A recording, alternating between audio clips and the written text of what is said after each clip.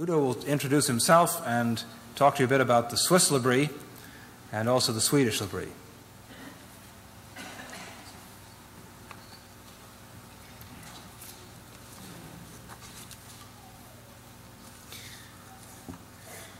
I must say I'm very, very thankful that we can have these days together. I hitchhiked through Knoxville once, many years ago, when it was still safe to hitchhike. And then I always wanted to know where on earth they have a World's Fair. And I'm very glad to be here tonight with you in these next days. My name is Udo Middelmann.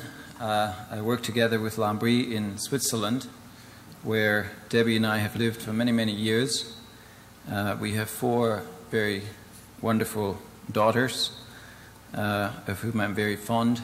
And the reason Debbie isn't here tonight is because there are the 4 daughters to be cared for. I would like to just merely emphasize and encourage you to respond well to what Dick said about our desire concerning such a conference as this. And that is really to have a time to listen together, to challenge each other. There's a real danger in a context such as a Labri branch to assume that because people come to listen to what we have to say, that therefore what we say is always worthy to be listened to, or even possibly right. And thus it is good for all of us to leave our own normal contexts and to be exposed to people such as you, who may or may not agree with what we have to say, and to really learn from some of the things in which you may have far deeper and better insights than us. So do be encouraged to not just swallow what you hear, or to walk away discouraged, but really to challenge us. For we must stand together before the reality of life itself, and before the wonder of the living God, and give an account to the integrity of our search for truth, and our faithfulness to the call that we have in Christ Jesus. I work with Labri in Switzerland, as has been said. There are 2 branches of Labri in Switzerland, one in Wemo, where it all started, and I believe that there are about 4 slides to penetrate the snow that we also have. If we could have these at this time.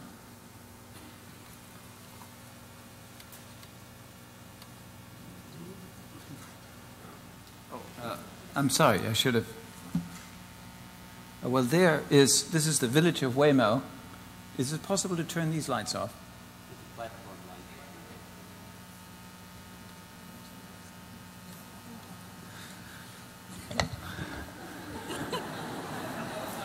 We always do this when we approach Wemo. We come on our knees.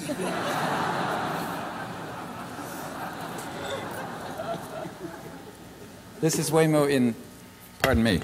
This is Wemo in summertime, and as you see, it is not a village of tremendous significance in size, but it really is awesome to, when you realize what has come forth in terms of ideas and changed lives, and a demonstration of God's existence over the last almost 30 years out of this village, which is very much that way still today, with wooden barns and cows and people who eke out a living out of the very steep hillsides of Switzerland. Up there, against the horizon, is the ski resort of Villars, with skiing areas above it. Could I have the next one? This is the view from one of the chalets, very close to Beau Site, looking down the other way towards the Rhone Valley in the middle of the picture, and the Dent du Midi, or the Teeth of the South mountains against the background, behind which you would find the Mont Blanc, the highest mountain of Europe. It's a very historic area, with Hannibal having come up with his elephants up this Rhone Valley to attack the Romans from the north. And it's also historic in that the preaching of the gospel started here when Farel came under Bernese protection in 1526 and hiked all around these hills from village to village to set people free with a message of salvation that is a free gift of God. It's for that reason that the study part of the work in Labri, the reason why people come, not the location, but the reality they're coming to study, is named after the French reformer William Farel House. Okay, the next. This is the chalet that the Schaeffers first found, and very much the center of Labri. It is Chalet Les Malaises. The house next to it has just been given to us and will be the place where all the students coming to Weymouth will be housed together, while the staff will each be in their own houses with a bit more privacy for their own families. And the last one. And this is a view of the meeting after the Sunday morning worship service outside of the chalet on the right, which we call our chapel and which we use for lectures and as the study hall underneath. And again, you have these gorgeous mountains. Now, our branch of Labri is actually right behind the top of the chimney in Guyon, which is on the next little mountain about 5 miles away from Weymouth. Thanks.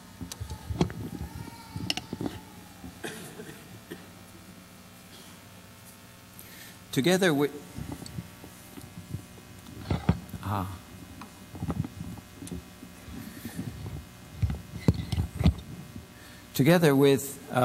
my work in Labri, I must also tell you of something that has developed over the last little bit when the Lord has opened ways for me to also be involved with Food for the Hungry in its International Institute of Relief and Development in Geneva.